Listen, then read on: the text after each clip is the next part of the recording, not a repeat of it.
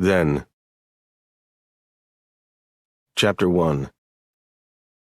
Log 10/18/2018, 18:58 EDT. Transcript, audio recording. Detective Declan Shaw. Maggie Marshall. Voice unidentified. Yeah, 14 years old, student at Barrett's Academy. She went, I know who she is. We've all had eyes out for her since the Amber Alert.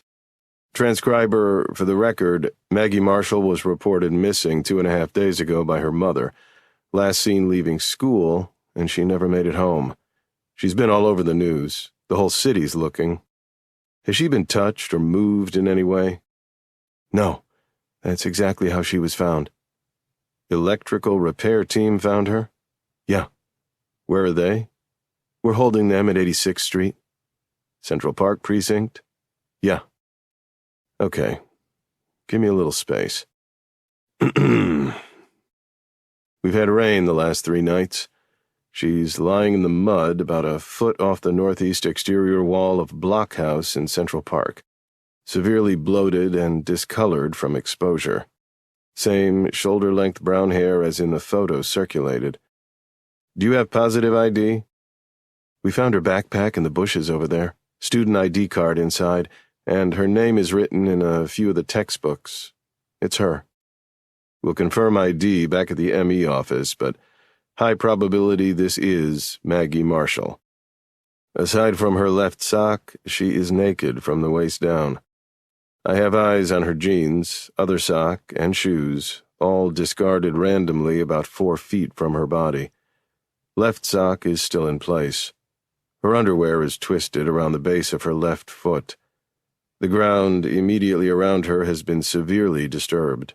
Even with the standing water, maybe because of it, I can see deep indents on either side of her where it's clear he stood over her.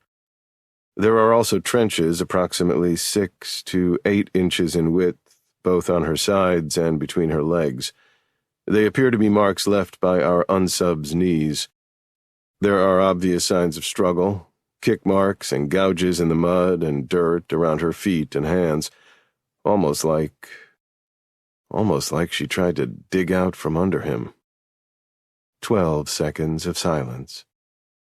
I can see clear bruising around her neck, consistent with a single hand, right, about the same size as mine. Thumbprint begins about 1.5 inches to the left of the hyoid bone, with the other 4 fingers rounding the right side. He used a single-hand grip. There was another large bruise directly above her navel, giving the impression he held her down with his knee. Additional bruising visible on the undersides of her wrists. If he strangled her with his right hand, he most likely pinned both her hands above her head with his left hand as he did it. It's clear from the surrounding ground she put up a struggle, but she didn't stand much of a chance. Both eyes are bloodshot. Petechiae in the right supports strangulation. This is an isolated spot, but why the hell didn't anyone hear her screaming? She must have screamed. Upon closer examination of her hands, her fingernails are caked with dirt from clawing at the ground. It's possible she scratched her attacker, but retrieval of trace may prove to be problematic. We've got a mess of footprints.